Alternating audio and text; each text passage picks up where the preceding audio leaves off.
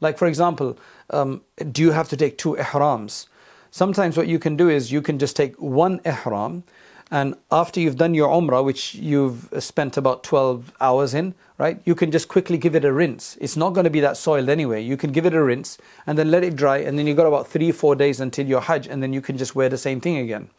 So it's quite easy to do these things during Hajj. Yes, it takes a small bit of effort, but then to get to a laundrette, give and then pay for it and then go back the next day, all takes a lot of time.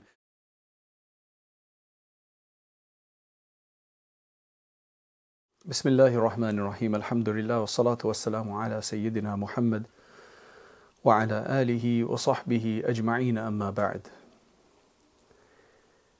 Alhamdulillah walillahi ala nasi hajjul bayti man istata'a ilayhi sabila. So many of us here are going to be, inshallah, making our way to the Hajj. Some people have already gone, others are going very, very soon, and may Allah subhanahu wa ta'ala accept it for everyone. This is a very different session to normally what we discuss. Usually we're discussing how to perform the Hajj and so on. And we would mention practical points within there, but today the entire session is about the practicalities of Hajj. And this is from an upcoming book that I'm working on, inshallah, that will have the masail and the laws of Hajj, but along with that it will have a very dedicated section to the practical aspects, what to take, what not to take, what to do, how to get things done, and how to just make it a bit more efficient. So firstly, I want to begin in the name of Allah subhanahu wa ta'ala. Allah subhanahu wa ta'ala, ultimately He's the facilitator. All of this is just, all of these things are just means and advice based on experience, and we're allowed to take from experience essentially. We're not going to try to make the Hajj more complicated for ourselves.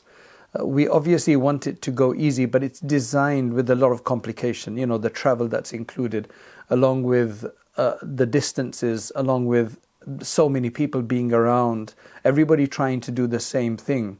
So clearly there's going to be difficulties. So if we can make some of that easy for ourselves, by preparing beforehand and knowing what to do in unexpected circumstances. For a lot of people, they go Hajj for once in their life. Many people, it would be their first time there, and there would be probably just a very small minority who would be doing it multiple times.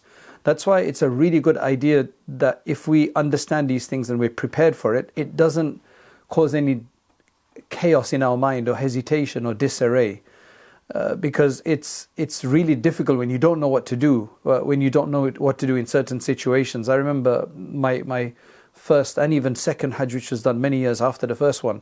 It was a lot of bewilderment about where do I go, what do I do, how do I get this done, and so on and so forth. So let us begin in that, inshallah, and I would love to hear from you, because we don't have all of the ideas and all of the advices and all of the hacks and so on. So if you have anything, we'd love to hear it, at the end, inshallah. So I'm going to try to go through this quite fast, because we don't want to waste time with this, and we want to get as much done as possible, inshallah. So Hajj is usually going to be very crowded and very physically demanding. For most people, it's going to be very physically demanding, and often there's a lot of unpredictability there. Matters do not always proceed to plan, and if one expects everything to run smoothly and efficiently, if that's what we want to happen, and there's nothing wrong with wanting that to happen, but if we then feel that nothing else, that there's going to be no other issues, then frustrations will arise very, very quickly. And then when you're frustrated, we've destabilized our emotion, we've destabilized ourselves. And one of the biggest advices is that we need to keep stable, so that we're focused, we're concentrating, and we are calm. Right, that's very, very important. So we don't want to get frustrated having too high expectations either. That's why it's very beneficial to begin the journey with correct expectations. And you have to remember, delays can occur, plans will change, there'll be moments of discomfort. Expect that this might happen anyway. And all of this is just part of the journey, because I believe that this is what has always been the case, and it's a divine part of it. It's just the nature of anything, to be honest, most things like that. One should not turn Hajj into a race. It's easy to fall into the mindset of wanting to complete everything quickly, such as, getting on the bus first, getting the best seat, finishing the rituals as soon as possible, constantly trying to move ahead of the crowd. However, this mindset often will lead to stress, agitation, distraction. because there's that much more you're going to have to think about. Remember, everybody eventually gets there as long as they stay as long as they stay focused. Everybody will do everything. But if we then also have this additional layer of trying to do everything, ahead of everyone else, then we're just adding an extra layer, which is probably not worth it unless you've done it so many times. Then in that case you're so efficient. But otherwise, just relax and go with everybody, and don't stay back. Don't get too relaxed. I know of people who might have got in as we're walking as a group of 50, 100 people, and we're going to lose a few people. And usually I've noticed that the people we lose are people who get distracted, and for either good reasons or bad reasons, right? So good reasons could be that they found somebody who needed some kind of help, so they thought they could just slip off and quickly help them, but then by the time they get back, they've lost their crowd, they've lost their group. So the more beneficial approach is to take matters as they come, performing each rite and action properly while remaining present and attentive. And a focused Hajj is going to be far more valuable than a rushed one in which one barely registers what is being done, right? So manage your expectations. Do not set your hopes too high, even if you have booked a VIP package or are staying in one of the most expensive expensive hotels, thinking that just because of that it's going to it definitely makes certain things easier because you're probably going to be closer and so on. Even if one is accommodated in a 5-star hotel, the luxuries are generally limited to the time spent inside. Once outside, you're like everybody else. There's no direct bridges or private tunnels that lead from the hotels to the masjid. At least I don't know about them, right? And the realities of Hajj, once you get out, are shared by all the pilgrims alike. The masjid is for everyone. Cultivate a great deal of tolerance and patience. You'll be among several million people from across the world. And this is the important part, representing countless ethnicities, tribes, customs, and patterns of behavior. One cannot expect everyone to behave according to one's own cultural norms. If you're from a country where they line up for everything, and it's just normal for them to do that and not to rush and push in, you're definitely going to find some people who are not from countries like that. And where, people are going to just jump ahead of you. You have to slowly adapt to all of that. So one cannot expect everyone to behave according to one's own cultural norms, meaning your own cultural norms. Differences in culture, language barriers, unfamiliar social habits can all create difficulty. And then when you have millions of people gathered together in a confined space, such challenges are inevitable. Now it's very, very easy to judge people as well. Why are they so wild? Why are they so not organized? Why don't they line up? Why did they jump in? Why is this person going ahead? Don't they know there's a line? I mean, subhanAllah, I know that's what we're going to feel, but subhanAllah, in some cultures it's just not there. Do we blame the individuals or do we blame the culture as a whole? Do we really want to get into that right now? Is it going to benefit us? Are we going to be able to correct this culture straight away? Or do we just kind of say, okay, it is what it is, let me make the best out of it and move on? Much of Hajj, another part of it is that much of Hajj involves waiting, periods of waiting, whether for crowds to disperse, getting out of the masjid, people taking off their shoes, transports to arrive, groups to assemble and depart. Ya Allah, you're going to be told by your group that we have to leave at this time, be in the lobby at 5 o'clock. And again, it just depends. There's going to be somebody who's late, right? And usually they'll wait for them. These moments should not be regarded as wasted time. Remember, for a Muslim, no time is wasted, but rather valuable opportunities for reflection and remembrance. It's beneficial to carry useful companions for such occasions, right? Such as the tasbih. Just pull out your tasbih, right? Or if you've got it on your finger already, like those electronic ones, you just start reading. You're going to get reward for it. So you're not really wasting time, right? Everything is going to get done. Book or have a little book, whether that be on your phone or otherwise, and you just start reading. A prepared dua list, a journal for personal reflection. So these are your companions for those kind of times that you think are going to be wasted. Occupy yourself with acts of benefit and devotion even when you are not directly engaged in the ritual, rather than allowing the time to pass in idle speech and unnecessary conversation, criticism, frustration, and so on. Okay. The next point now is a timetable. Ya Allah, for the entire trip, have a timetable for which for what you wish to achieve throughout the journey. So I'm going for 2 weeks. In 2 weeks, I want to accomplish this and that. such as completing a full recitation of the Quran. So from the time I leave home, I'm going to start reading Quran on my phone, or if I've got a small copy with me, and I'm going to have to complete it by the time I get back, or 2 Qurans, whatever number, whatever you think you can do yourself. Making up a certain number of qada prayers, donating a certain amount in charity. I'm taking, £300 with me, and this is what I'm going to do. I'm taking £1,000 with me or more, whatever it is. Setting targets for dua, dhikr, tasbih, and other acts of worship. Spread these goals then across the days that you will be away. So it's not like I'm going to do all of this over 2 weeks and then you don't have a schedule for each day, because that will slowly get pushed back until you won't be able to do it anymore. So then break it down further into what can be achieved each day. It is often helpful to arrange them around the 5 prayers, as the day there naturally revolves around salat in the haramain, right, in the 2 sanctuaries, allowing one's worship to remain steady, focused and consistent throughout the journey. Very important. This is really useful. If you want to make a list for yourself, then that's very useful, and you tick off each day. You remind yourself of what you need to do each day in the morning, and then you tick off in the evening how much you've done, so that you know if you've got any catching up to do. So it's very beneficial to have a simple sheet or checklist to help track your progress and tick off what you complete each day. Right? This can bring a lot of clarity, motivation, sense of continuity, and in the worship. Many people prepare for Hajj. So the next section is studying for Hajj, right? This is going to be very, very important, because you don't want to feel like a fish out of water there. So prepare for Hajj by attending a few lectures beforehand, and as a result feel reasonably confident before departure. You're probably going to forget half of that by the time you get there, but that's normal, that's completely fine. But once Hajj begins, and the combination of intense heat, physical exhaustion, large crowds, just being disoriented like that, and constant movement can make it surprisingly difficult to recall all the important details and rulings. So you might feel very confident, I've learned, I've taken a few classes, I've listened to a few lectures and so on, and then when you get there it's like, okay, what do I do now? Because you've never connected the two before.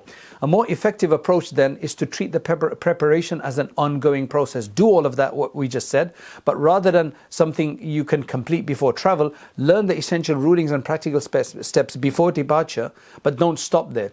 Because what's important is at each step of Hajj approaches, take the time to revise that section again. Review the rulings of Arafah, for example, on the day before. Read through the details of Muzdalifah before departing there. Do the same for Mina and the other stages. So when you're going and you're going to put your ihram on for Umrah, just read about your Umrah again. You're going to have to, because there's a few things you have to do to enter the ihram. La ilaha illallah. May Allah make it easy. This short-term revision is often far more beneficial, as it helps ensure the clarity and confidence when one is actually in the moment. Okay? So do both. Preparation beforehand and then ongoing, right? You can make notes for this, or you can just find a nice manual that will assist you where it's segmented in that way. It's also obviously beneficial to carry a simple and reliable Hajj guide, a guidebook, along with a small notebook for personal notes and reminders. Whether you do that on your phone or physically, that's up to you. Writing down key rulings, timings, practical advice can make recall much easier during the journey. Even better is to revise occasionally with others in your group.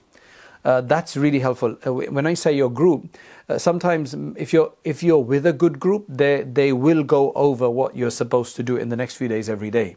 However, we then have smaller groups sometimes. The husband and wife team. Husband and wife with some children, with some relatives. Or if you don't, and you're alone or just with a spouse, you can you can make companions of another couple like that, another few people. So nearly in every Hajj, when I've been alone, nobody in my family with me, I've always then made friendship and companionship with either the people in my room or somebody else that Allah subhanahu wa ta'ala links together with us, and alhamdulillah, we then do things together. It makes life a lot easier than having to do it all alone. There is a certain benefit in doing things alone. There is a benefit as long as you really know what you're doing and you're very resourceful, but otherwise it's very beneficial to actually do it, probably more beneficial for most people to do it together with others. So once you make this group up, you can then go through, just gather together 10-15 minutes just to, whether that be on the bus or otherwise, just to go through what's going to happen in the next 12 to 24 hours.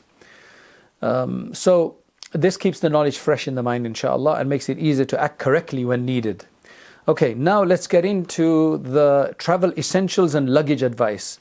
Now, I'm going to expect that you are going to be, inshallah, taking notes, because this section of mine, I'm not sure if I'm going to be able to get it out in time for Hajj. I'm going to try to, but at least take notes of what is relevant to you, because all of these things are not necessarily relevant to everyone.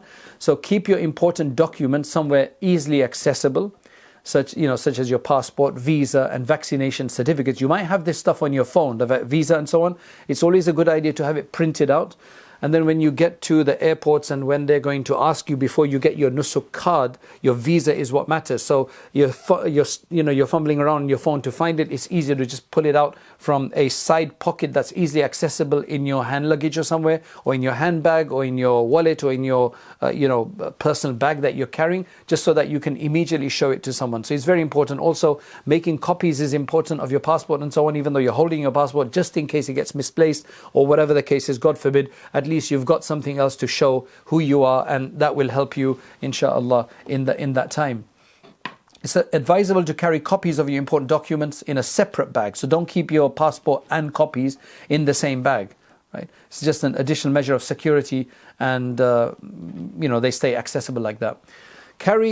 Also carry a small supply of your own snacks, nuts, dried fruits, good quality energy bars. Don't just go and grab any energy bar, because most of them, I would say, is probably full of sugars and not very nutritious. Just give you a sugar spike. So try to get good quality ones that are made with like nuts and dates and more natural ingredients with less sugar, meaning less added sugar. They can make a significant difference, because eventually you might rely on plain food or in between or something, but you can't always get it, and then you waste so much time in lines and so on. So it's nice to have that, especially for your journey. Once you're in Hajj, then mashallah, there's a lot of food there. You're not going to need as much, but this is just for your journey. So especially if the provided food does not suit you, or is delayed, or is unavailable when needed, these kind of little snacks are very, very beneficial. It's also beneficial to take clear photographs of your luggage before leaving home. So your suitcase, your bag, take a photo of it. So if a bag goes missing, having a picture of it makes it far easier to identify and describe it. So you may get to Jeddah and your suitcase hasn't come because the flight got delayed and the connection was too short. It's always nice to have, so that you can show it as proof. Also, so what happens from Jeddah when you get to your hotel is that sometimes they bring all of the luggage separately, and then they eventually put it in a particular floor of the hotel that you're going to be in. But sometimes if there's 2 hotels for that same group, it may have gone to the other hotel. If you have a picture of your bag, you can get it traced much more easily. So it's always good to do that. So remember, they're handling a lot of bags, so that's why it's important. And typically bags are loaded onto the bus along with other pilgrims and later delivered, as I mentioned, to a designated floor in the hotel. So you just have to know what's going to happen by asking, inshallah. So I'm going to say now that it's actually very wise to invest in a tracking tag that you can keep in your bag. The Apple does it, and Samsung does it, and others do it as well. So it can really help to track down misplaced luggage, and it provides a bit of reassurance. On one occasion, the Hajis had left I think it was Makkah Mukarramah or Medina Munawwar, and they got to the airport and their luggage had been taken separately in another van earlier. When they got there, they had very less time. The flight, for check-in there was just a short amount of time left, and their luggage hadn't come or arrived. That's what they thought. Eventually, one of them had a luggage tag, so he tracked it down, and the van, they found the van, and the driver had come early and gone to sleep because he was so tired. And mashallah, they managed to find it because they couldn't contact him because his phone was off. He'd put it on silent or something of that nature. So bags can be, having these tags can be very, very useful. Also, this is something, as I said, from experience. It's also advisable to watch your luggage being placed onto the same bus that you're going to be traveling. It's not always easy to do that, because what they'll do is they'll just tell you to put it there and jump on the bus. Now everybody can't stand outside and wait until they put it in. So what you do is you put it in a place that you get on the bus and then you can at least see it from the window, at least to the best of your ability. Then you know that your bag came onto the same bus. And then of course placing a colored ribbon or another clear identifier on your handle is very useful, along with attaching your name, right? Because that just helps to distinguish it from so many of the other luggages, and there's going to be so many that look the same. Also, if you can put a luggage tag on there that shows the hotels that you are supposed to be in both cities, so just in case it gets lost somewhere, at least they know, somebody will know by checking that to bring it to your particular hotel, inshallah. Okay, this is obviously the choice of group. This is something that you would have already done this year at least, but in the future it's always advised to travel with a group led by somebody knowledgeable, reliable, and of course spiritually inspiring. It will help massively. A guide who possesses sound understanding and experience can make a significant difference, not only in ensuring that the rites are performed correctly, but also in helping maintain the right perspective throughout the journey. Good travel companions. Try to inspire others, who also need to do the Hajj to come with you. So that way you have a decent group. And that helps for support right from home. You're going together to the airport, and during fatigue, helping one another out. And just that companionship is very good. The Prophet ﷺ said that a person should not travel alone. Raqibun wahid is shaitan, right? Because shaitan can overwhelm them much more easily. And even 2 is not that good, but 3 is really a good number, because if one person has to go somewhere, there's still 2 other people, and so on. The more the better. It's also important that the group you choose is going to accommodate your school of thought, because there are differences in Hajj and there are some groups which cut corners. So it's good that you understand, because this is the one-off journey of your lifetime. You want to make sure that you don't feel demoralized. Alhamdulillah, I've had occasions where the person came to me and says that you saved my iman. I said, how did I do that? What he meant was that you saved my Hajj because of some of the other confusions that he had faced before in a previous pilgrimage of his. Because we just try to do everything properly. If things are going to conflict with your fiqh or what you've read, what you follow, then it's going to become very stressful and demoralizing, right? Another one, very important, is that what helps greatly on a mental and emotional level is to avoid directing your frustration towards the particular group leaders. In most cases, you have to remember that the delays, logistical issues and unexpected changes are going to be beyond their control. Sometimes it may be their issue, but a lot of the time it's just that, remember, there's a lot of layers to this. They're just trying to accommodate, but then the hotels, the transport company have their own issues. So they just can't produce something from thin air. So recognizing this and exercising patience is going to make the overall experience much more easier to manage, preserve harmony within the group, right? Okay, now let's move on to what to bring for Hajj and Umrah, right? This is probably one of the most important sections here as to what to take, right? Now again, we're just telling you based on some experience that we have had. This is not an exhaustive list, and this is obviously not necessarily relevant to every single individual, but I think most of these would be, for most people.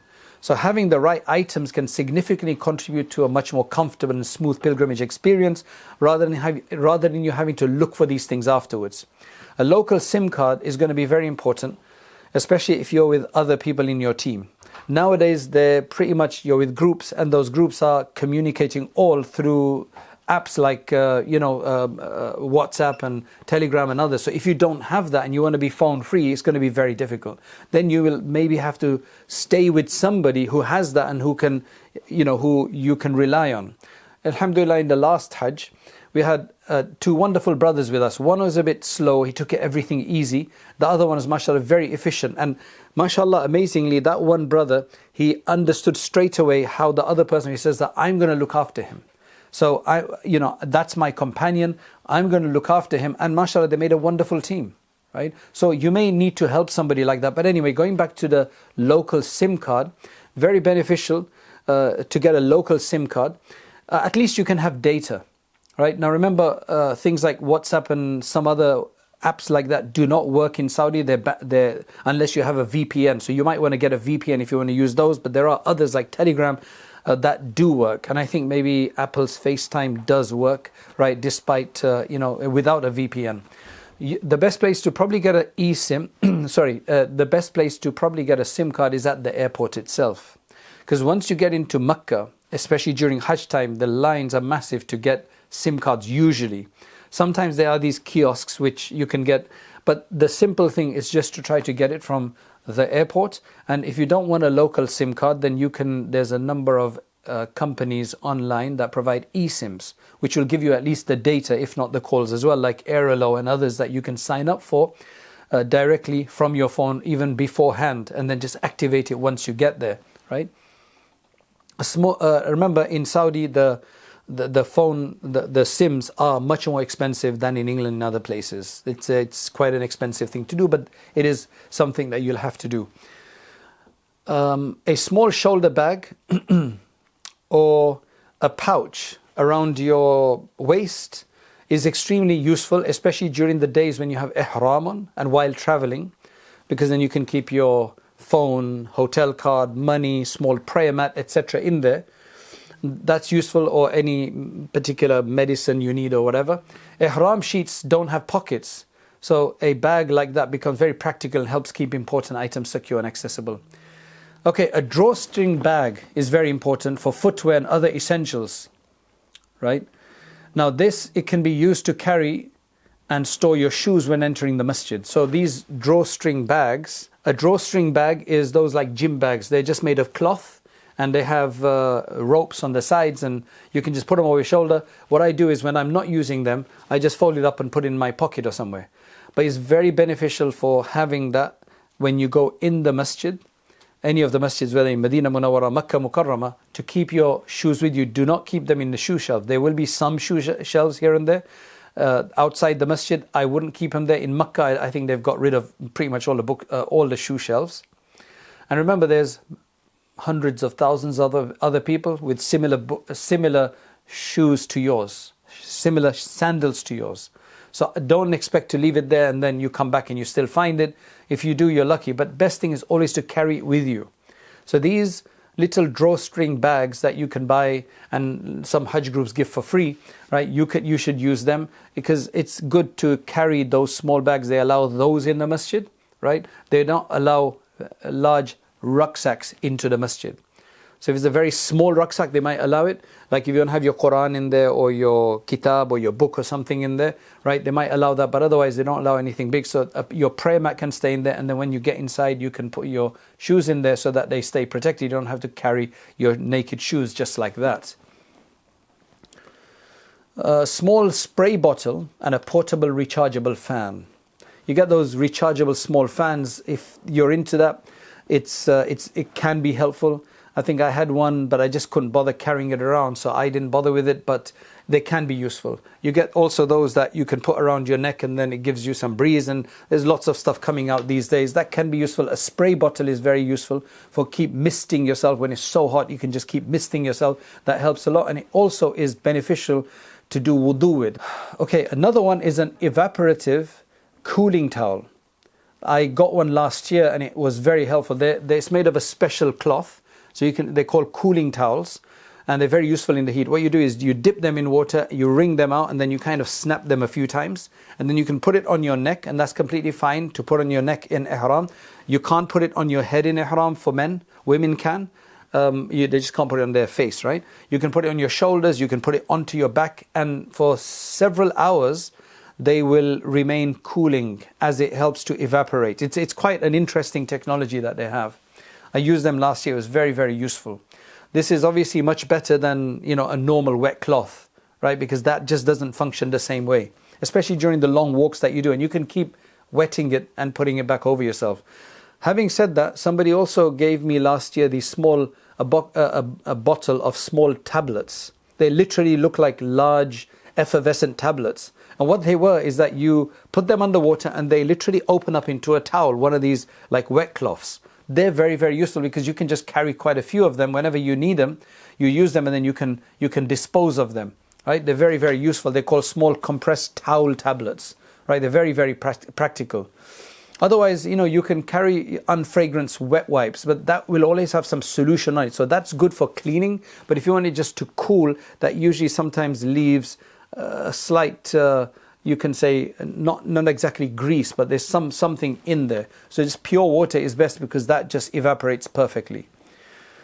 Okay, take aside from your specific footwear, which is very important that you take, and I would say that make sure that you really invest in good footwear. Okay, good footwear is very, very, very important because you're going to walk a lot. There's a lot of steps that you do down there, regardless, right? Unless you're carried in a wheelchair. So get really good with arch supports and so on. But aside from that normal footwear that you have, just take some lightweight, waterproof, basic sandals or simple flip-flops that you can use in the hotel bathrooms. Also in Mina and Arafat, to go and use the facilities and to perform wudu with, so that you don't have to do that in your normal sandals, in your normal slippers, right? And keep those separate for that purpose. Another beneficial thing will be, and again, this is something that came about 2 years ago. I'd never used it before. I'd seen people and I thought, what a waste of, why are they carrying these umbrellas? Ya Allah. Somebody gave me an umbrella, Allah bless him, 2 years ago, and it's a UV protective one, right? Which has a special coating inside. And mashallah, how useful it is when you have to walk out in the sun, the blazing, it provides that amazing protection, right? Especially you're gonna need it when you go between Mina, Muzdalifah, Arafat. Very useful. Make sure you get a UV protective one. A neck strap or a lanyard for your phone. So you see, especially in Ihram, to keep pushing your phone into a bag, pulling it out, especially if you're consulting it to read something on, it's a good idea to get those lanyards and a part that fits into your into your phone case, so that you can just leave it hanging and then take it when you need it. It's much more easier to do it that way if you want. And also with your glasses, you should take a hard case with you, just in case in Mina you place them somewhere, because the bedding is so close together that it gets broken. So take a hard case, but along with that, try to get those lanyards that fit on the side of your glasses as well. So it's the same thing, that even with your glasses, when you're doing wudu and that, sometimes there's no place to put the glasses, right? There's no safe place to put them. You don't want them falling and so on. So it's good to have that, especially during Mina and Arafat. Not during the rest of the time, there'll always be some place to put it. A prayer mat is especially useful in Mecca, in the Masjid al-Haram. In Medina Munawwara, you don't have to really worry about that because they have carpets everywhere, except in the courtyard if you pray in the courtyard or in the roof, right? But in Mecca, there's, especially if you're going to pray in the mataf, or you've gone for tawaf and you're going to just stop and pray when the salat time happens, it's a good idea to carry a convenient musalla. That can be whatever size you want, right? Whatever size you're comfortable carrying. Some come with bags. Otherwise, there are others that you can fold small and put them into your small bag. It's up to you. But just make sure you do. You're going to need a prayer mat. Many groups also give a prayer mat to the pilgrims as part of their group sometimes. But otherwise, they're available everywhere. Earplugs.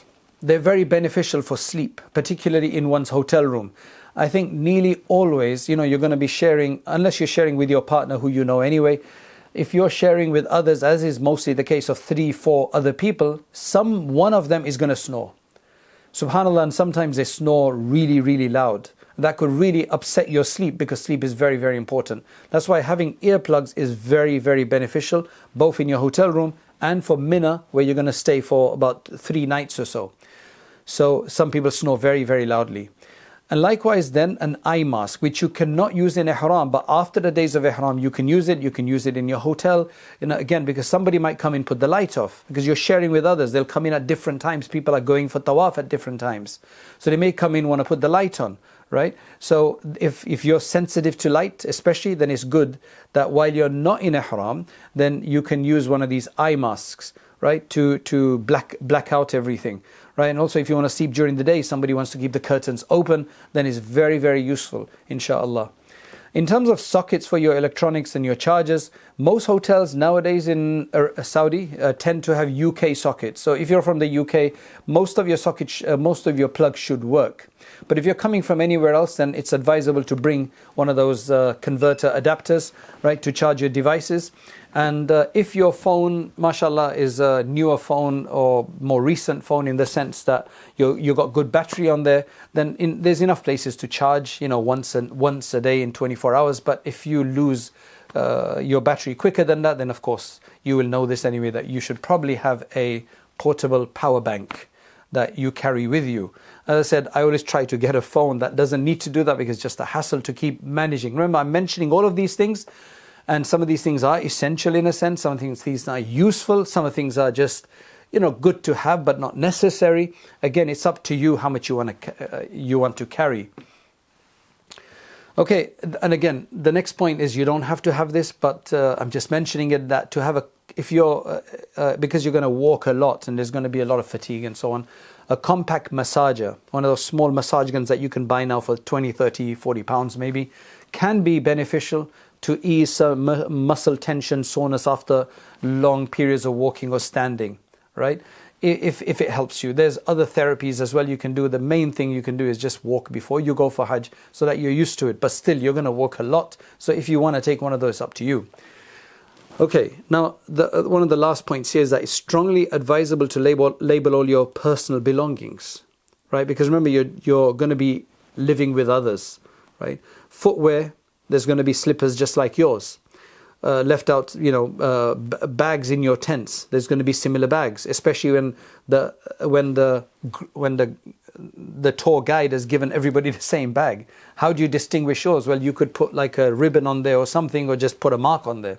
Your water bottles, any other small travel items, just put your initials or something, so at least it can be distinguished quickly, rather than having a bit of a conflict with somebody. Things just look the same, right? So that's why a piece of tape, maybe masking tape with your or a simple tag or with a marker, it's up to you, right? Now, in terms of clothing, let's move on to clothing. Loose, breathable garments made from natural fabrics such as cotton, linen, or bamboo, right? Bamboo is a bit specialized, but at least cotton, linen. They're highly recommended for these hot climates. They offer greater comfort, right, when you're traveling and so on, than synthetic materials like polyester, nylon, and other synthetic materials. Now, when you go into these stores, they sell all of these really specialized things like Climacool and all of that. To be honest, they are all synthetic materials usually, and they're only beneficial if you're running, if you're moving, because what that does is that it wicks away, because they don't absorb water, it wicks away the sweat from from the body onto the surface, and then because you're traveling fast with the air, it dries. The problem is that then smells very quickly. And in Hajj, you're not necessarily running or rushing around like that at all. You're not running, right? So I don't think it's useful at all. You're better off having something made of mostly cotton or linen or any other natural absorbing material that doesn't smell so easily. Otherwise, you're just going to have to be constantly washing and replacing. That's not a good idea. That's why even your ihram cloth for the men and women, your normal clothing, try to get something made of cotton, or primarily cotton, or linen. Linen is a lot more expensive. It does crease a bit faster, but that's fine. At least it's going to be very breathable and mashallah, absorbent. Also, you do need to remember, it's a very hot country you're going to, and it's going to be hot season. Allah make it easy for us. However, sometimes when you go into a place, the AC is going to be very high. Sometimes at the airports, AC is very high, and you have not gone there with any warmer clothing because you feel it's all going to be hot.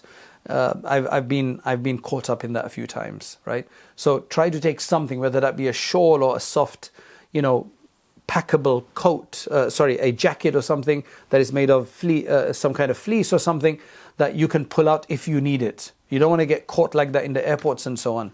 And you also don't want to take a huge jacket that you have to then manage everywhere. Laundry services. Laundry services are pretty much available everywhere. In Hajj time, they all become more expensive, way more expensive. Also, outside the major hotels around Makkah, Masjid Makkah and Medina Munawwara, you'll get these guys that will come from laundries and give you their card. So what you can do is you can call them, they will come and take your clothes and then bring them back, usually by the next day, washed. I mean, I found them to be trustworthy. I don't, why would they, they're quite trustworthy. The other option is that you can just wash your clothes in your room, in your shower, in your wash basin. If you want to take some fabric, if you want to take some detergent with you, and then you just leave it to hang there. Some hotels have lines as well that you can hang it onto. It might take a while, but like for example, do you have to take 2 ihrams? Sometimes what you can do is you can just take 1 ihram, and after you've done your umrah, which you've spent about 12 hours in, right, you can just quickly give it a rinse. It's not going to be that soiled anyway. You can give it a rinse and then let it dry, and then you've got about 3-4 days until your Hajj, and then you can just wear the same thing again.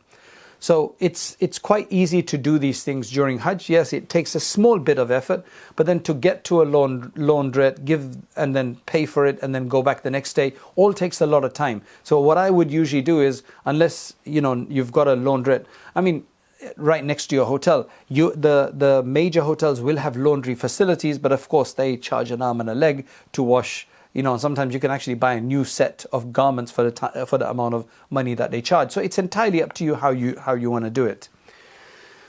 Okay, let's move on to food. Food. Most hotels during Hajj period offer half-board arrangements. That means breakfast and dinner, but no lunch. Right? During Hajj days itself in Mina, they usually provide all 3 meals. But the hotels will usually provide no lunch.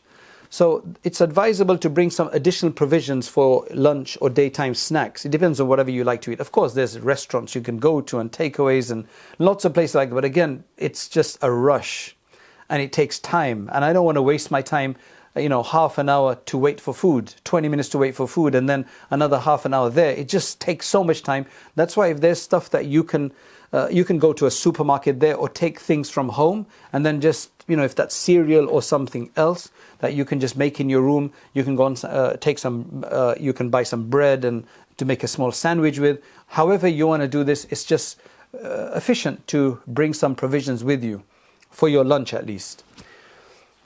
One really important matter is that when you go into these, especially when you go to the fancier hotels, there's going to be a buffet style breakfast and buffet style dinner with maybe 20, 30, 40 items that you can take from.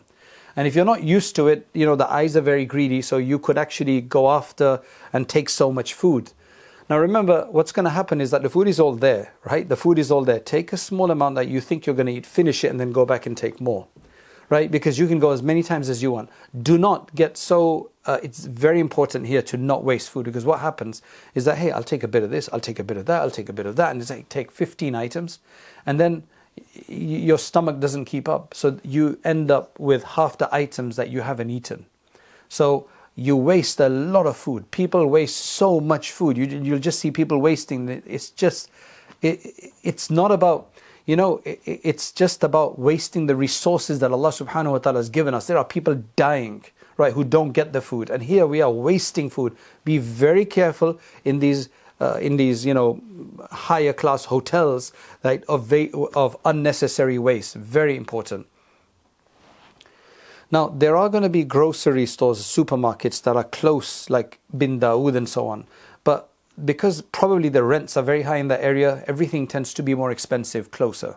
I've heard that if people go out into the city, it's cheaper there, but you don't have time for all of that. That's why, of course, milk and things like that, if you want it, you're going to have to buy for whatever it is. But other things that you can just buy locally and take from your home, if you've got the suitcase space, it's easier than to go and try to buy everything there. Right? Because again, it'll take time to go into there, and lines as well. Bin Dawoods are really, really big. So to even find the right thing you're looking for sometimes takes a while. But of course, you won't be able to avoid doing some form of shopping there. When you get to, for the Hajj itself, for Mina and Arafat, you no longer have to carry much food there. Because mashallah, they're providing, again, buffet meals and a lot more healthier selection than what it used to be. The quality and the balance of food has improved tremendously. So they give a lot more protein. Before, in breakfast, it was a lot of carbs and sweet things. So I would have to take my own, healthy porridges or whatever. But now, alhamdulillah, there's enough food there. I don't think you need to take anything to Mina or Arafat or Muzdalifah, because they will provide huge amount of things. There'll be fruit, there'll be drinks, there'll be ice cream in many of these camps on demand whenever you want it, and just drinks. Now you have to be very, very careful that you don't overdo, because it is very hot and there's going to be just lots of fridges of drink, right? Various drinks and cold, yogurt drinks and others. Just be careful about the sugar content and also how cold it is, because eventually nearly everybody ends up with a sore throat, right? So take it easy. Take it easy in terms of drinking too cold water and so on. So yes. However, taking some light snack just to keep in your bag, maybe a bar or two, some nuts, whatever, some dates, is useful, because when you're traveling in the bus and it takes longer than normal, and you can share it with one another, and it can just be helpful. Right, specific items for men. So for men, the ihram sheets. Most ihram sheets, as you've seen for men, they tend to be the toweling fabric, and with varying levels of thickness, right? Try to get the thinnest one you can for this kind of weather. Yes, when Hajj gets into November, December, then you can use the thicker ones because it'll be cooler then. But toweling is very, very effective in absorbing one's perspiration, and also in veiling a person, right? Because it's much thicker and the layers are very, very helpful. However, if you really want to do this well, what you can consider doing is go to one of these fabric shops and buy a very light cotton or linen or bamboo fabric, at least for the upper sheet for men. The very thin, right, of cotton is very breathable, which is even thinner, than the toweling fabric. You don't want to use that thin cotton cloth for the lower garment, because it's not as concealing, you could say. So the lower garment can be more of a, the thicker toweling material. But for the upper sheet, if you want to invest in this, just go and see how many meters that you need, and you can use that instead, right? You can even maybe order it online. Again, avoid any kind of synthetic materials here, because they're not breathable, like polyester and so on. They tend to get smell very quickly, and also they're not as breathable. You'll feel much more hotter inside. Okay, this for men is very, very important. The next point. When you're walking there in ihram and without any underwear, your thighs are going to rub with one another, right? And, this might be beneficial for certain women as well. So you eventually get a rash there, and you get chaffed or shaft. I'm not sure what the exact word is. I always get confused in that. And once that happens, ya Allah, it takes several days for it to get better. But then you're still going to have to walk, because walking is everywhere. And that means that you're going to rub in that rash area, and it's very painful. You see then people trying to walk with their legs, outstretched. And it's that. Now you could use Vaseline, petroleum jelly and so on, but that's a bit gooey and it's a bit slippery and messy and greasy. So there's actually proper things for this, which you anti-chafing gels. Right, unfortunately, they don't seem to be doing one that I've used for years, which is Lanacane anymore. But there is another one called Glide something. It's a blue or other colors. Or just go to a chemist or online and look for any unscented anti-chafing gel. Chafing. Very, very useful. You'll thank me, inshallah. Well, you may not, because you may not know how it actually feels without it. Right? But that's very, very important. And in terms of the sandals, I already talked a bit about it. Get some really good sandals with good arch support, a good sole so it's not slippery, and good straps. Usually one of the best sandals I've seen for several years is that I've had as well is the Olukai Ohana. But then there's a company called Reef. There's a company called Ufos, and even some Crocs sandals, not the Crocs clogs, but the sandals with the two with the two straps. They can work as well for people. again, try to use them well in advance so that you get used to them. And sometimes with the new sandal, it may cause some kind of chafing with where the straps are. So eventually you'll get used to it, right? You could always get blisters as well on your feet with all the walking and the rubbing. So if you want to take some kind of blister ointment, that could be useful as well. So I know we're going very, very fast, and so let's go specific items for women. Now this is something that I had my wife prepare for me, right? This is not something that I've prepared, but again, choose comfortable, well-fitting walking shoes or supportive sandals in Hajj. Poor footwear, which I've already discussed, can lead to discomfort, blisters, fatigue. So supportive soles and secure straps are especially beneficial. And again, have a separate indoor footwear or thick socks if you're going to find it difficult to walk barefoot on the marble floors during tawaf and sa'i, because you really don't want to use your outside footwear inside the masjid. Okay, so if you need to use something inside, have something separate for that. Okay, then tie your hair securely. I'm just reading this out. You know, the women will understand what it means. And it may be helpful to plait it so that it doesn't repeatedly become undone during your ihram. The reason for that is any hair that falls, you have to pay sadaqah. You're not allowed to comb your hair in ihram because that usually causes hair to fall. And some women, they just have hair that falls easily. So it's good to plait it so it all stays together. But then eventually you're going to have to loosen it for trimming when you exit ihram. Simple hair ties and pins help keep it managed through long hot days. And it's also advisable to bring multiple lightweight non-slip hijabs so that you just don't have to manage it so often. Practical styles that stay in place, they of course are far more convenient than those that keep slipping off and you have to keep, because you know you're going to be with a lot of people, so modesty has to be maintained there. Pack scented and your unscented toiletries separately to avoid confusion during ihram, because otherwise you might end up using the scented ones. A wide brimmed hat, sun hat, can be very useful shielding from the sun. Women have that ability to cover their hair with a large brimmed hat rather than carry an umbrella. For men, we can't cover our hair, so we have to carry umbrellas, but they can just do that as long as it doesn't cover their face. An umbrella or a sun hat can also be very helpful in Muzdalifah when everybody's sleeping together in that same open field to give a sense of modesty while sleeping and concealing a person's face and some part of their body. Some women may also consider using a kursuf or small cotton padding to help prevent discharge, especially while doing the tawaf.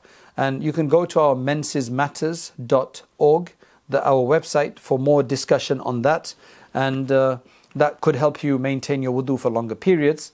And ensure that any other liners or sanitary towels used during ihram are unscented, because some of them do come with added fragrance. And you can tell by the ingredients where they say there's certain fragrance added. They do that sometimes. If using period delay tablets, as some women are going to do, it's advisable to set a regular alarm or reminder so that the doses are not forgotten, because missing them is not going to give you the intended result. Alhamdulillah. Next section is about herbal supplements and medicine. The additional things that we need to take are herbal supplements and of course your own medicine. If there's any medicine that you need to take that, because while a lot of the medicines are available in Makkah and Medina Munawwara, and there's many pharmacies right around. Like there's one that you can always see, right? There's always one. There's just so many of them, but they tend to be very expensive. So it's good that you take all of these things rather than again having to wait and so on. So La ilaha illallah. What really helps are these natural supplements that I can, I'm going to suggest you don't have to take all of them, because some of these things, you don't want to take all of these things, but at least whatever you think is useful. One thing that I found very beneficial are garlic tablets, and specifically one called Allicin Max. Allicin Max. It's a very special formula of garlic tablet. They come in small pills, and I found them to be a natural antibiotic. So I would start taking them during my Hajj, because usually people are going to end up with colds and coughs, and then what the pharmacies do is they just give you antibiotics, right? So rather than that, start getting your resistance up. So that is really helpful. Vitamin C, right? You can take it in whatever form you want to, but there are some natural sources of vitamin C, for example, called camu powder, which is very high in vitamin C. It's a natural, concentrated source of vitamin C. You can take a spoon of that every day, right? And again, this is just for guidance. I'm not a doctor, but I've used a lot of these things, right? Number 3, Manuka honey, or even better, Jarrah honey, which comes from Australia, but usually the active honey, essentially like Manuka. Very helpful, because what you then do is when you have that sore throat coming on, you take half a spoon or something, put it in your mouth and just let it coat the throat and just leave it there, because it does its antibacterial action, right? And it really helps for dryness and so on. Multivitamins generally, that's number 4. Actually, that's number 4. Multivitamins provides broad nutritious support, because you're traveling, your diet is irregular, so it's good to take a good multivitamin and minerals tablet. Really helps just to give those additional nutrients. I mentioned protein bars to help once in a while, when you're walking and for activity and so on. Electrolytes. Again, this is a very Western thing, right? So electrolytes, sugar-free ones are preferred. They just help the hydration and the minerals and other things that are lost during sweating in the hot conditions. 1 a day, twice a day. And some people, they just swear by salt. If you just get Celtic salt and you just mix that with the water, that works very, very well as well. So Celtic salt helps. Some people find that very, very beneficial, right? Again, it's up to you how much of this you want to take. I'm just mentioning everything that people have found beneficial. Raw organic apple cider vinegar. Again, very helpful for the digestion, just gut health. So you can take a bit of that every day, right? So take some with you if you want. Oregano oil or oregano oil, commonly used for antimicrobial properties, especially when you have this cold issue or sinus issue. And echinacea tablets, that's also very helpful for the body's natural defense mechanisms, particularly during periods of strain. And again, whatever else works for you. Now, you have to remember though, right, that it's beneficial to have these items if they're available, but it should be remembered that most pilgrims complete their pilgrimage without electrolytes, the vast majority, and without expensive supplements, without special equipment, without luxurious hotels, right? Their happiness lies in just having been accepted for Hajj, completing it, hoping that Allah accepts it from them. These comforts and extras can help, but they're not what is going to make your pilgrimage completely successful. They're just assistance, especially because we're spoilt in a sense. It's good to have these things, otherwise we can't deal with it when we have to deal with a challenge. Okay, alhamdulillah, these are some additional guidances for the journey. If you're traveling with a companion in a wheelchair, so if you're going with somebody in a wheelchair, then or if you are a person in the wheelchair, subhanallah, Allah make it easy, it's important to ensure that you're accompanied by at least 2 people for support. I've seen it too many times where there'll be a person coming with just one person as their support, the son, the father, the brother, whatever. And it's very difficult for one person to do it because there's a lot of moving around, very hot, and sleep deprivation and so on. That's why always try to come with 2 people that can take turns. Don't expect your tour operator to do it for you. That's not their job. Really, it's not their job. Their responsibility to look after everyone. They can't be pushing a wheelchair. But I've seen this case where somebody has come and the poor person who's helping them, they're fatigued, subhanallah, because it's not easy to push. So sometimes what I would do is I would try to help push so that others can see and take part, because I can't tell anybody to push. I can ask for volunteers, but it's very difficult.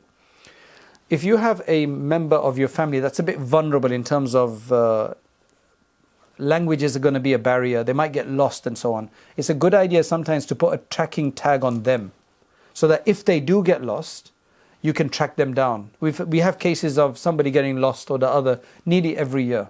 So it's a good idea if you've got a vulnerable person like that to keep a tag in, something that's always with them in a pocket or something. Okay, another very important point. When you get to Makkah or Medina Munawwara, if you get there anywhere before 4 p.m, usually during Hajj time, right? You're not going to get your room.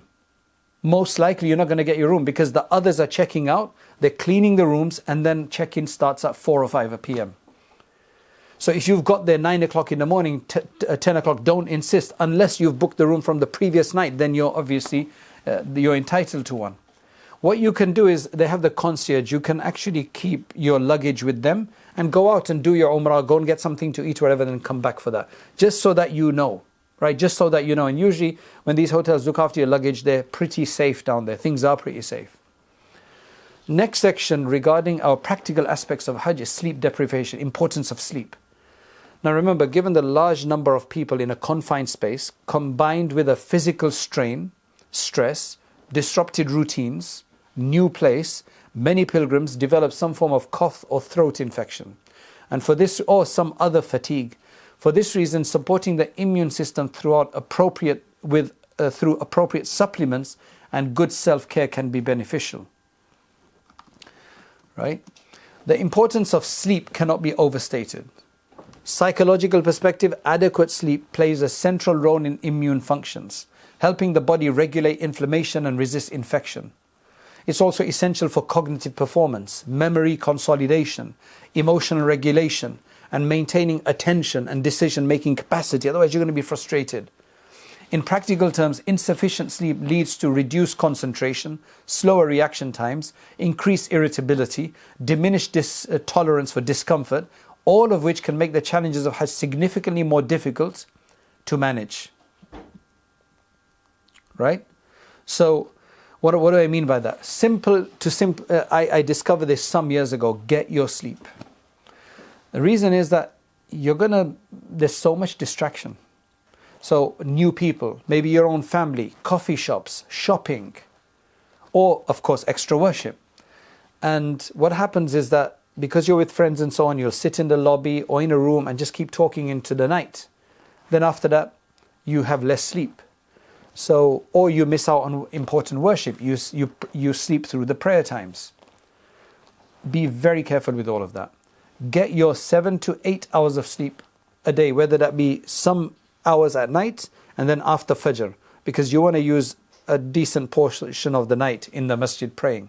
So try to get to sleep like an hour after Isha or something if you can, and then wake up at 1 o'clock or whatever it is, and then go, and then after Fajr sleep again, once the Ishraq is done. But try to get 7-8 hours of sleep, because otherwise you're going to end up with lots of issues, and Allah protect us. Shopping. The place is ripe for shopping, mashallah. Allah has brought yujba ilayhi thamaratu kulli shay. The products from all places are brought there, so there's lots of things that you can buy there. So yeah, look, I'm not against shopping, but I'm talking about smart shopping. I believe that you should maximum go twice for shopping, to the mall, to the shopping center. One, to scout out what's available, and the second time just to decide and then buy whatever you need. I found that to be very, very useful. It saves me from going multiple times. If I've got orders from friends and family that bring this or bring that, there are certain things that are just best bought there than other places, like Islamic garments and clothing and things like that. Again, go scouting, spend an hour doing that, and then the next time go and just buy everything, and then you don't have to go back. Otherwise you'll be there forever, right? Because there's just so much down there. Okay, alhamdulillah, that completes all of the preparational aspects. The next section, now the next part of this discusses with what you do in each of these places. Okay, so in Mecca and Medina, you might want to travel around somewhere, you might have to go somewhere. Usually if it's a group effort, they'll take a bus for you. But if you have to go, you might want to go to eat somewhere, you might want to go to visit somebody, you might go to Masjid Quba, right, in a taxi or somewhere else. Then usually you can use Uber. So if you have it set up here, you can use it there. But there's also the local company called Careem, right? I think CAREEM. So you can set that up from now. So when you go there, you can use that and pay pay in cash when you go there. Now, the benefit of using the Careem, at least to find the price, is that then you know how much it costs. Otherwise, when you try to grab a taxi that's standing outside, and there's always going to be taxis there, they can charge you an arm and a leg, and you just don't know what the price is. So this way, at least you can negotiate and find who you want and what you want. Sometimes it's not useful to wait for Careem and Uber because it might take 10 minutes to come. You might want to grab the taxi just right there and there, but then at least you know what the price is. Otherwise, they'll just charge crazy prices. Also, if you are in the hotels that are closer to the haram, to the masjid, then try to keep your hotel card, either that's your room key or the business card, the branded key, because especially closer to prayer times, they will block the roads to that immediate area where those big hotels are next to the haram. If you have your key, then sometimes the police will let that taxi go through, because then you can prove that you actually live there. You actually, you're staying there. That's your accommodation. Otherwise, they won't let you go through. So it's always good to keep that. And if it's the first time you're going to arrive there yourself, then it's a good idea to keep a picture of it so that they know, right? And that you can convince them to go there. Now, in each of these large hotels that are around the courtyard, right, like the Clock Tower and the Hyatt Regency and a few others, they also have their own prayer rooms in there, right? They have their own prayer rooms. And usually people believe that you can actually join in the main prayer of the masjid from there. Can you or can you not? The simple rule is that since it is actually outside the actual masjid area, because you can't have a hotel in the masjid itself, it's just beyond the courtyard, right? So what you would have to do is, I've seen it in some Hajj. I didn't see it last year because there were less people. Sometimes I was in the Swiss hotel and the rows of worshippers from the masjid extended all the way into the street past the Swiss hotel. That would justify me praying inside the Swiss hotel anywhere, to be honest, right? And join the masjid. But last year I did not see that because there were less people and they were making sure people stayed within. So it just depends. Do not make the habit of for salat, just going into the prayer hall of the hotel itself. Always try to make an effort to at least get into the courtyard of the masjid. The more forward you can get, the better, and pray there and join the levels, right? Very, very important. Because otherwise, that's what we're there for. That is where, that is what we're here for. So try to do that. Now let's go into Al-Masjid Al-Haram, right? Certain gates are going to be closed earlier than others, right? As sections fill up, they close the gates, then they push you to other gates. Usually, especially the ones to the Mataf area, those are going to get filled in much earlier. So I think in order to get into the Mataf before any prayer except Jumu'ah, you need to go there over an hour in advance. Otherwise, it's probably going to be closed. You won't be able to get into the lower Mataf. Okay?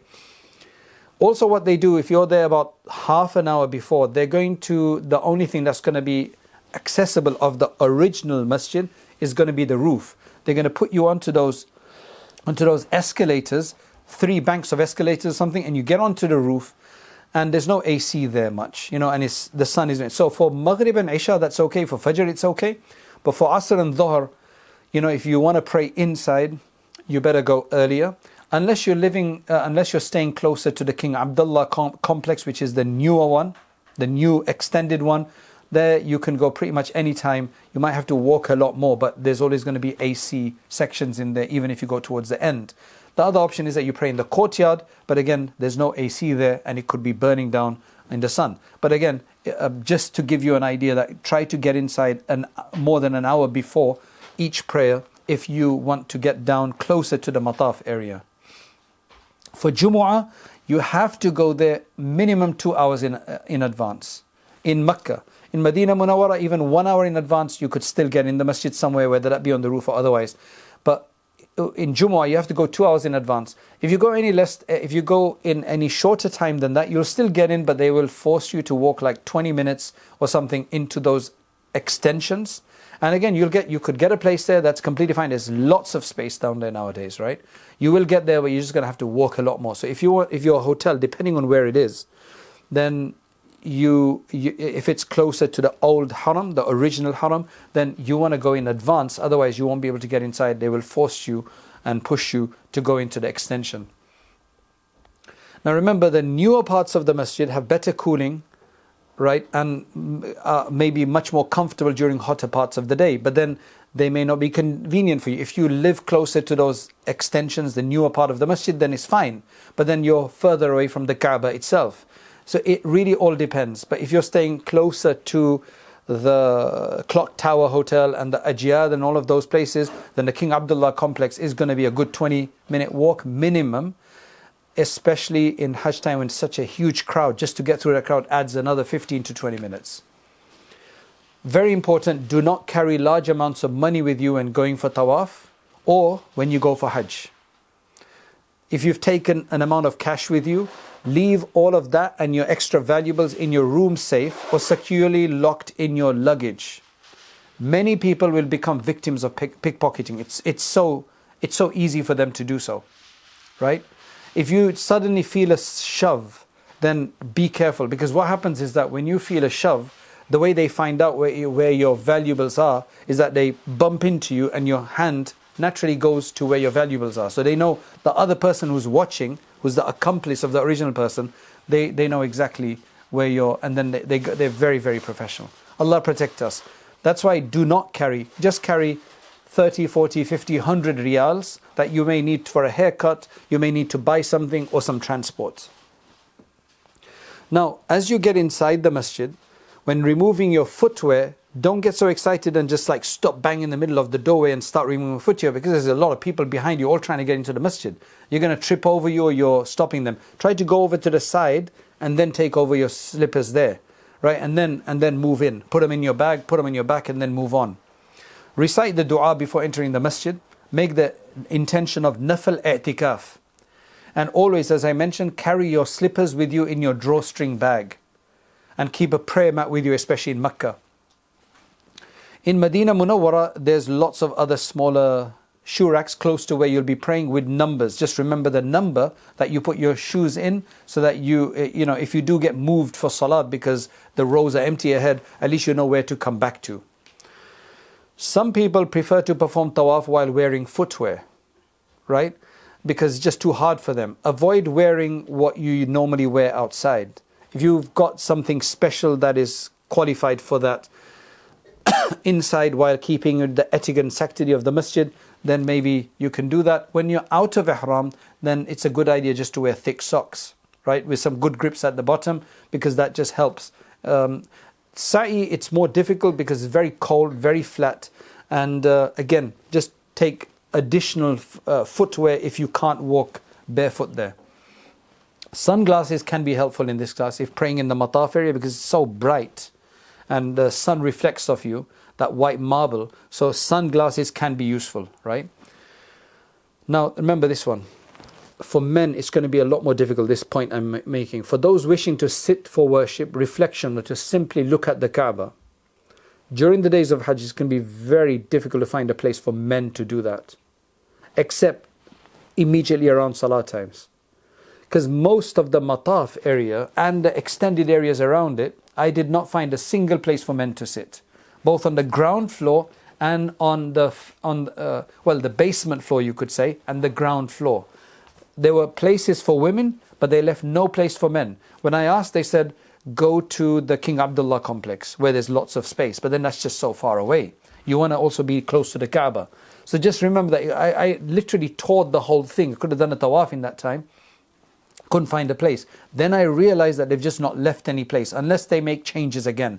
So just keep that in mind, that if you want to go there just to sit down, then you're better off going higher up or to the King Abdullah complex, because the ground floor mataf area, the basement, and then the immediate floor as you go into from the doorways from outside, there's hardly any place for men to sit, except of course during Salah time itself, but then they're going to start moving you straight away because they want people to start going around.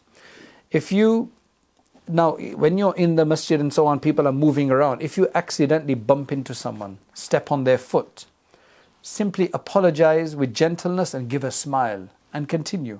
People are very tolerant, but if you're going to act rough and tough there, it's very bad. Small acts of courtesy and patience go a long way in preserving the harmony within such crowded conditions.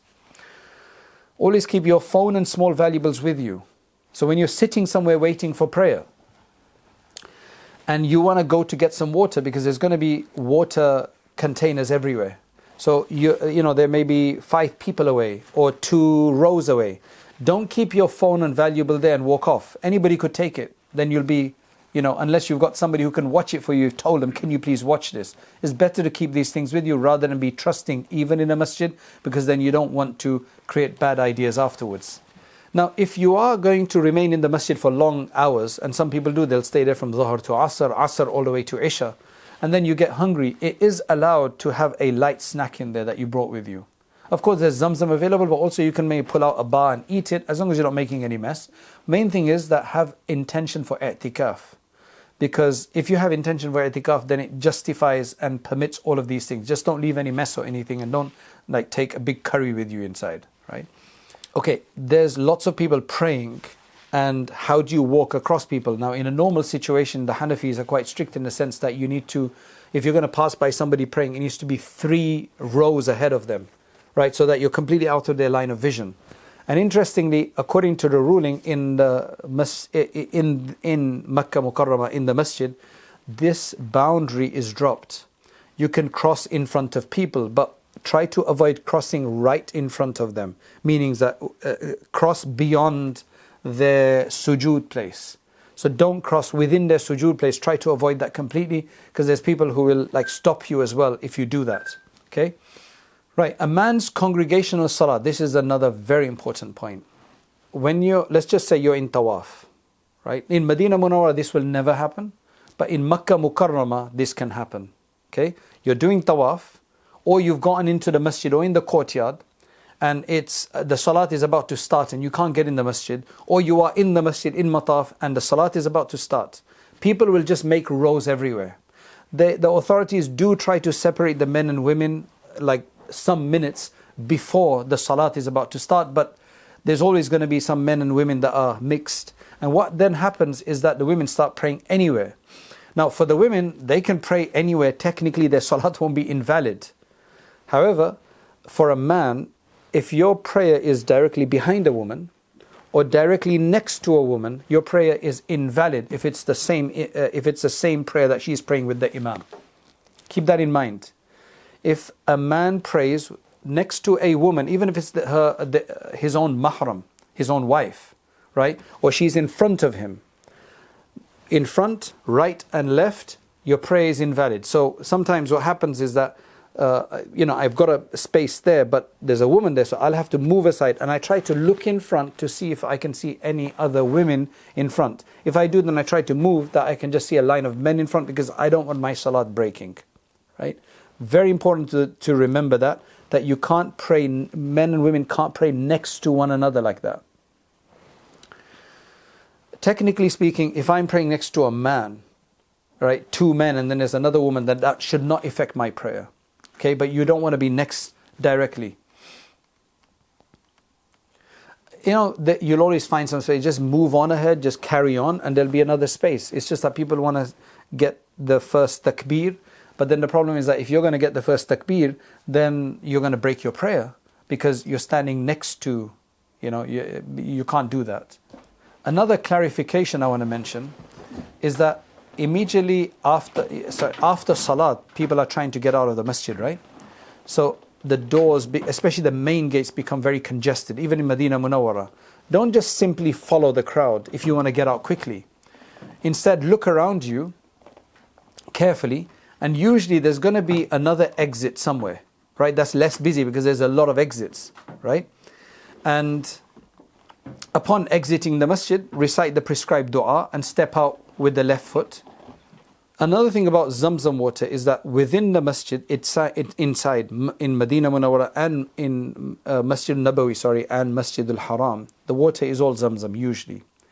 But outside in the courtyard, you've got these water facilities. They're not all Zamzam. A lot of them are actually just plain water. So if you're thinking that it's Zamzam and you're filling up there, then they may not be Zamzam. So just read there. It should say Zamzam on there if it's going to be Zamzam. If one's wudu breaks while you're in Masjid al-Haram, there are a few wudu facilities inside. Near Babul Fath, the Fath gate. There's one on the roof terrace of the King Fahd extension. And there's also one on top of the Mas'a. But that is when I checked last. They're always changing things. But I'm saying that this is what I have seen. So that may save you time from going outside to do wudu and coming back, because you may not even be able to come back if it's salat time. Then you'll just be stuck outside. So what you might want to do is do wudu there, right? Inside the masjid. And it's not difficult to do. Okay, now let's just quickly talk about the tawaf. Tawaf can feel very different depending on where it's performed. There are 4 places you can do tawaf. One is the ground floor closest to the Kaaba in the original mataf area.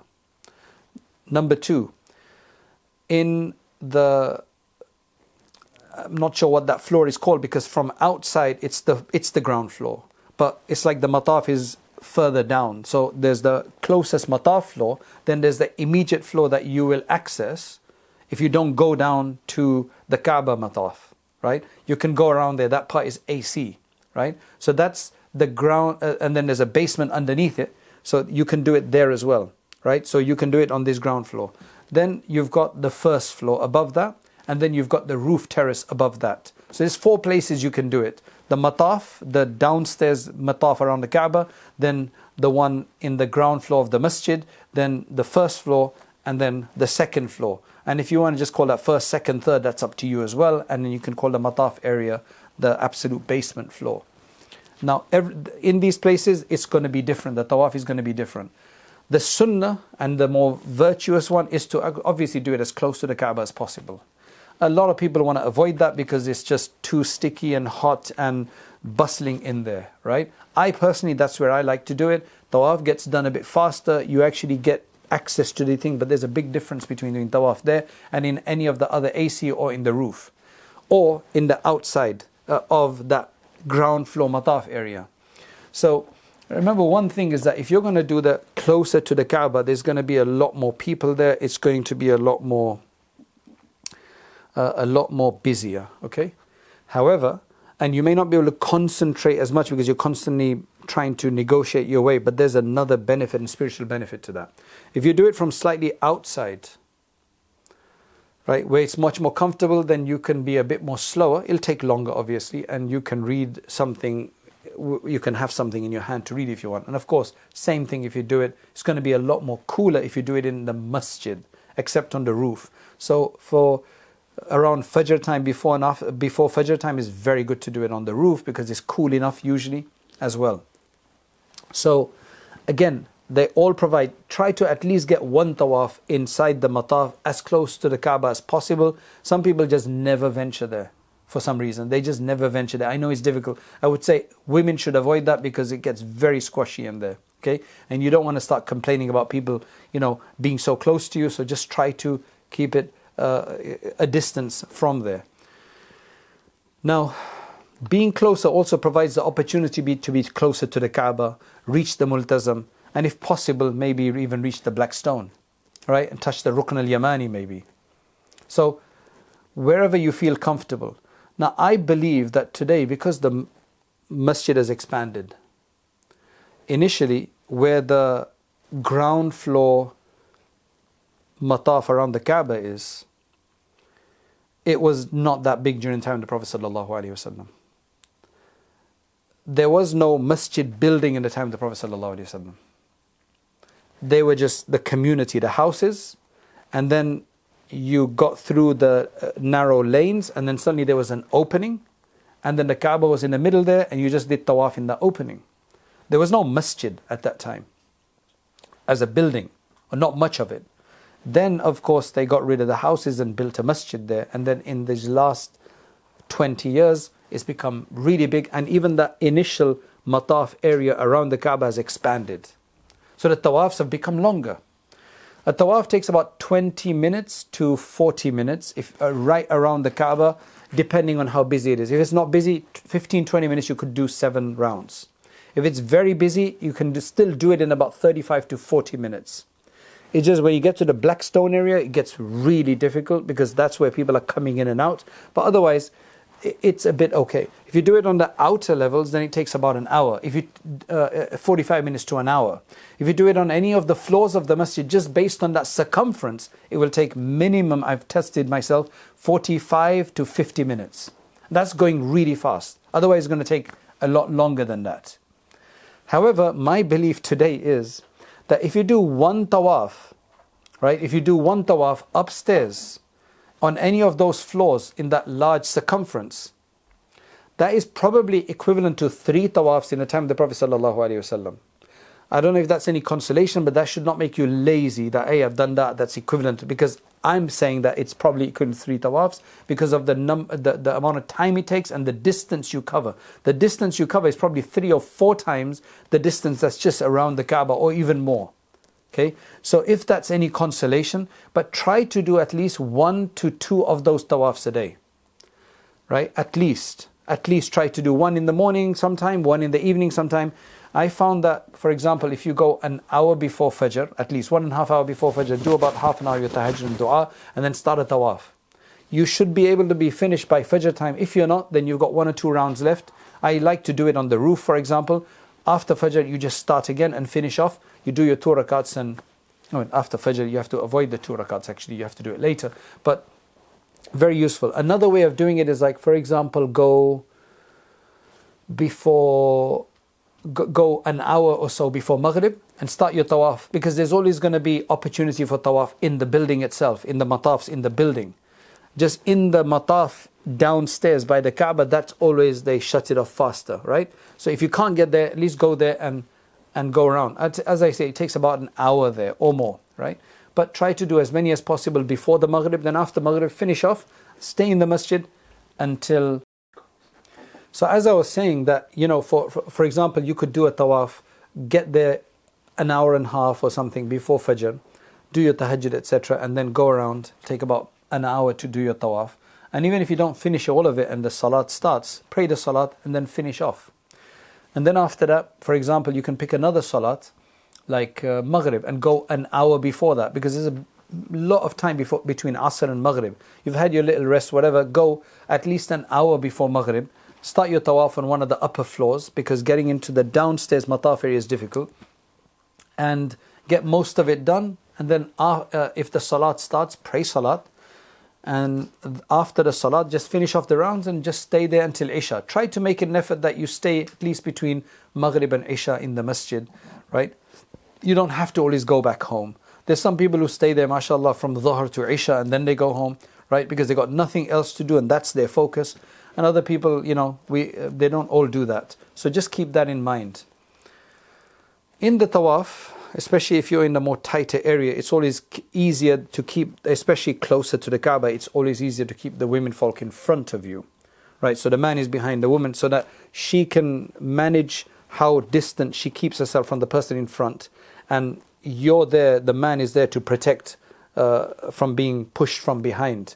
And of course, if you're in the masjid itself, the tawaf's inside the masjid area, then there you can have a lot more space, because there's a lot of space. And again, in the mataf area, if the woman is behind or somebody else is, if 2 or 3 people are doing tawaf together, then just hold on to one another, hold on to the bag, hold on to the ihram, the cloth, whatever.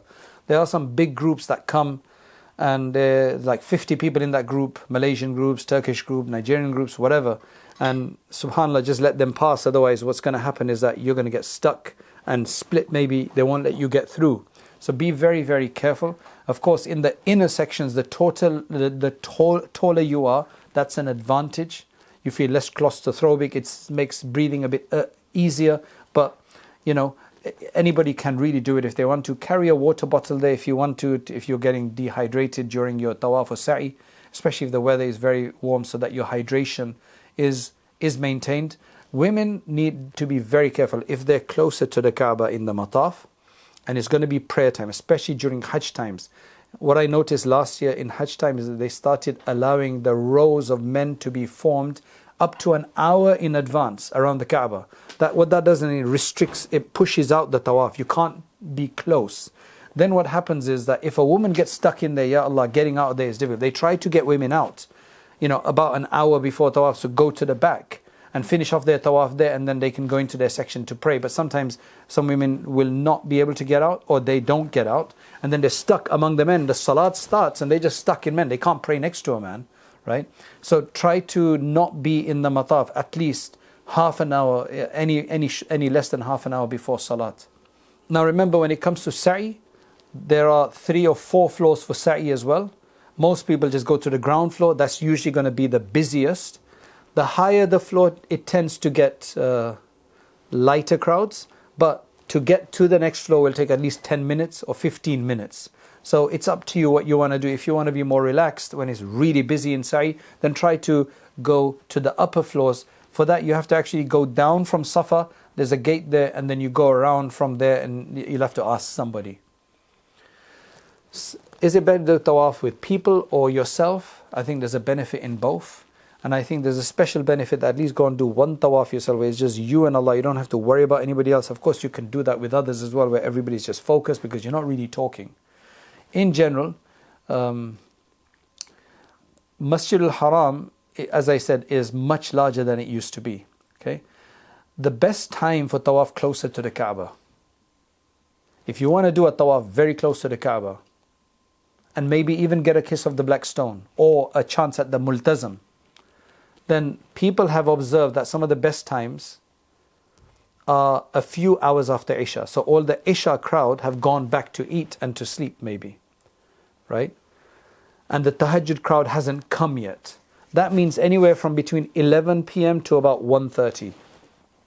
11 p.m. to 1. I think that's a very sweet spot where there's less people. The other option is a few hours after sunrise. Again, the crowd from the night and from Fajr have finally left. The sun has risen. They've all gone for breakfast or whatever. So around 8 o'clock. 7:30, 8 o'clock to about 10:30. Then after that, it's very hot. So there will be less people, but it's going to be very, very hot. So you could go there even just sometime before Dhuhr, but then people do start coming in a bit more there. Okay, we're going to stop here. We've got some important sections left about the multazam, kissing the black stone, what to do in Mina and Arafat. But at least, alhamdulillah, there's a lot of things. And inshallah, let's take questions now, inshallah. Why do people wear footwear inside? Doesn't this go against the sunnah and some wear the same from outside? I don't know why they wear, but I've noticed that in Sa'i now, the majority of people are wearing footwear. Right, maybe because the ground is hard and it's cold there. So as I said, if you are going to do it, then make sure that you do it in that way. As I said, with other slippers. Can you wear leather socks instead of footwear inside? Absolutely. If you're not in ihram, you can wear leather socks. For men, women can wear the leather socks anyway. People pray outside the masjid or on the footpath in congregation. Is it valid? Again, it depends. If it's on the footpath and the roads before, if the rows are reaching to that level, then it's completely fine. Then that means they're connected. If people are praying inside the masjid and there's a gap outside and you're not praying in the courtyard, you're praying outside, then it's not going to work. As someone who struggles to sleep abroad, I would recommend sleeping pills. Yes, especially there's herbal ones. I forget the name right now, but if some people can't sleep outside of their comfort zone, so yes, you definitely need to take something like that. Right, because otherwise you're going to be sleep fatigued, and that's a problem. Touching, kissing the black stone while in ihram due to perfume and things being sprayed on the hajar.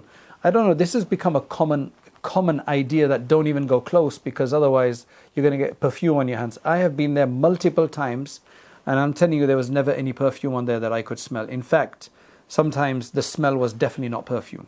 Okay? In fact, the smell was not perfume. So what happens is that during prayer times, I think, and maybe some other times, they clean everything up because so many people touch it. So to keep it hygienic, they clear it up and then they put perfume on there. So if you're going after a clean and fragrance, then yeah, avoid it. But once several people have been on it and they've kissed it and they've touched it and so on, I've never smelt any perfume on there afterwards. So yes, if you're touching a part of the Kaaba that people aren't, and then there's perfume on there, you have to be careful. But I'm talking about the black stone and the multazam. I've not smelt any perfume because I've never been after they've perfumed it straight away. Right? So keep that in mind. It's not like there's perfume oozing out of that all the time. It's not like that. The more simple your Hajj and more reward you. Yes, the more simple your Hajj. What exactly does a simple Hajj mean to you though? People from the West are so spoilt, not spoilt, and it's not like it's their fault for being spoiled. It's just normal here for us to have all of these refined products. Keep that in mind. There's no point using all of these products at home, and when you go there, you're not going to use them and struggle, because you're putting unnecessary struggle on yourself, whereas the purpose is to do a good worship. So don't try to become a zahid there when you're not a zahid at home. Don't renounce the world there when you don't renounce it at home, because you're not going to be able to hack it, right? So for example, at home you're used to, all of these amenities, and you go there and it's like, I'm not going to use the amenities. That's no sense in that. Change your life and then you'll be fine, right? Change your life and then you'll be fine there as well. So a simple Hajj, what does that even mean? Right? If you've got a simple life, then you will have a simple Hajj. But otherwise, if you're not, if you need these kind of things, you're just going to feel bad about it. Is chicken in Mina tent halal? I don't know, because every tent has different suppliers.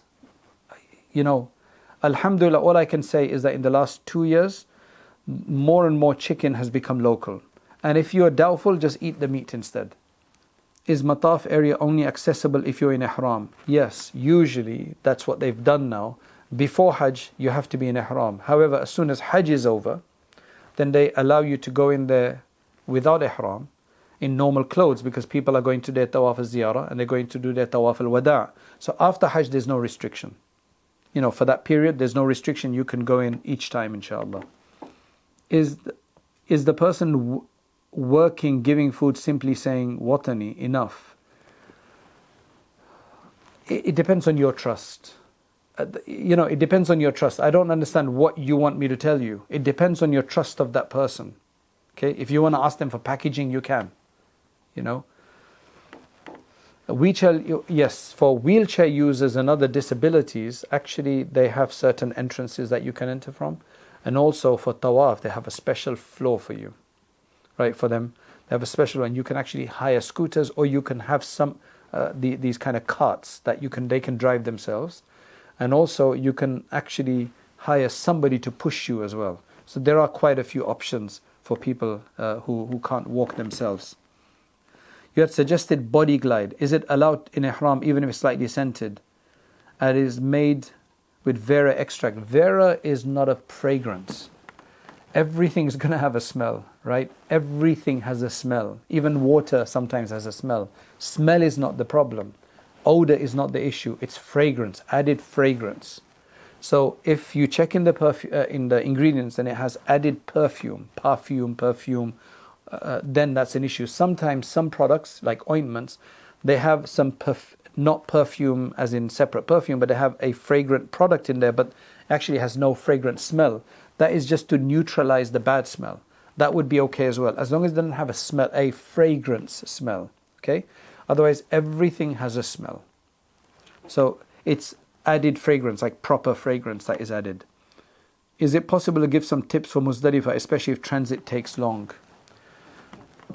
What exactly are you asking? What is going to take long? People get to Muzdalifah at different times. The earlier groups will get there at Maghrib time, so they have to wait until Isha time to pray Maghrib and Isha. And some people, and they get lots of space they can choose from to sleep. Whereas others will, the later groups, because they come in a staggered fashion. The ones that will come later, if they come at 11 o'clock there, right? They'll pray Maghrib and Isha when they get there. You're not allowed to pray Maghrib and Isha before Muzdalifah. And you might just have some trouble finding a space because you'll be overcrowded. But just look around. There may be another camp somewhere that you can sleep in, right? What are the safety precautions like at the Jamarat? I think nowadays in the Jamarat, it's just so easy that as long as it's very safe nowadays. It's a lot more safer. Of course, anything can happen at any time, but it's a lot more safer. I would just say that just avoid the main busiest times, which are the sunnah times, but just avoid them if you're struggling. So on the first day, do not go straight after sunrise. Go later, much later, like go about 9-10 o'clock, and it becomes much easier. And even if you go like after Asr, it becomes even easier. On the 11th and 12th, don't go straight after Dhuhr, go after Asr. And for women, it's even allowed to go after Maghrib, otherwise it would have been makruh, but it's even allowed for them to do that if they're scared of the crowds. Also, the other point about the stones is that when you get there, don't start stoning straight away from the back. So when you get there, what's going to happen is that you're going to get there and you can't make a mistake, the first pillar, second pillar, third pillar. When you get to the first pillar, the beginning of it, you're going to see a lot of people. Move ahead of them. And when you get towards the end of the pillar, then come in from there, because usually that place always has space. Try to go right to the pillar, right next to the wall and pelt from there. And there's usually more space towards the end of it. And I would always go on the left-hand side because that's sunnah, right? Sheikh, practically, how do we pace ourselves so we don't get too tired before Arafat? I want to be productive, so I would say that do your Umrah, and then after that do at least one tawaf a day on the upper floors or down floor. Relax and just get your sleep, and just don't waste time shopping. Don't do any Umrah in between, right? Any additional Umrahs in between. And just make sure you get your sleep and just go and sit in the masjid and just relax and do your worship. In pacing Medina first, either way it makes no difference. If you're in Medina first, again, just relax in Medina, just benefit from there. Just sit in the masjid and just pray. And then just go home and sleep. Just don't spend time shopping. That's the main thing. Don't spend time on your phone. Don't spend too much time talking to friends and other people. That's where all of the problem goes. And make sure that you don't overly exert yourself in the worship as well. Because if you don't get your sleep and you're overexerting yourself, then your Hajj can be difficult.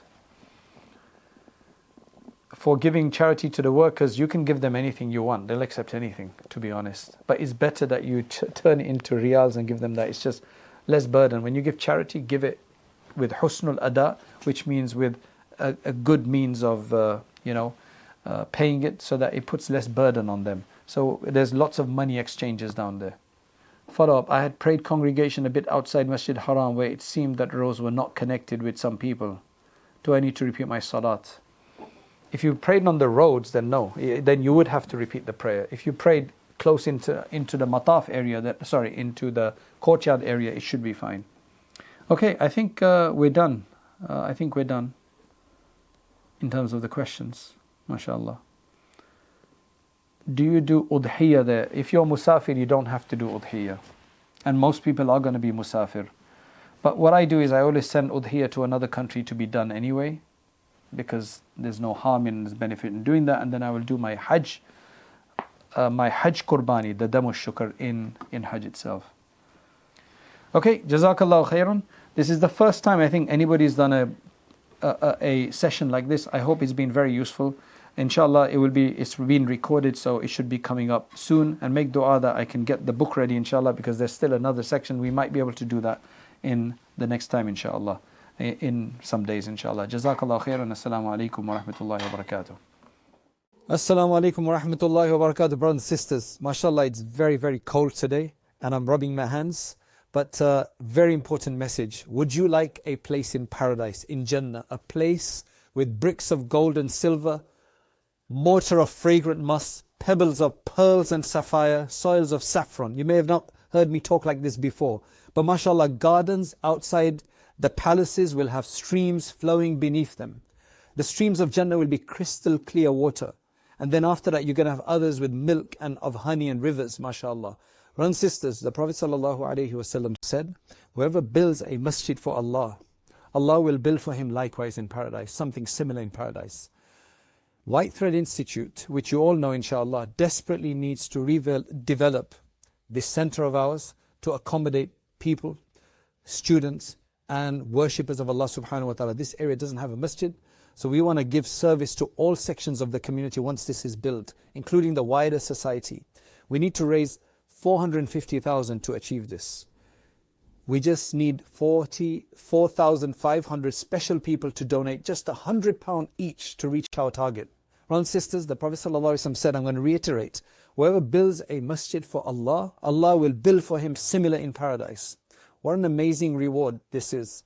Imagine, if you just donate £100 in this world, Allah will build for you a house in paradise. Not just any house. A paradise house is not any house.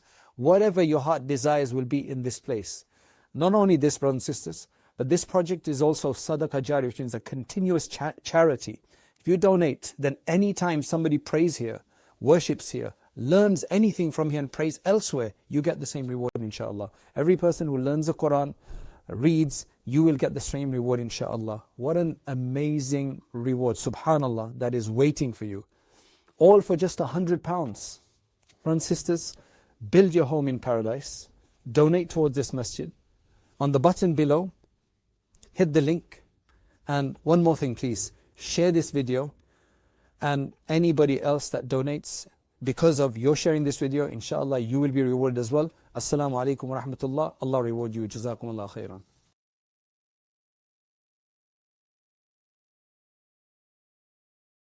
With the Rayyan Courses subscription, you'll gain immediate access to over 250 hours of exclusive video lessons taught by experienced scholars. Sign up now at rayyancourses.com to continue your journey. Your next lesson is waiting.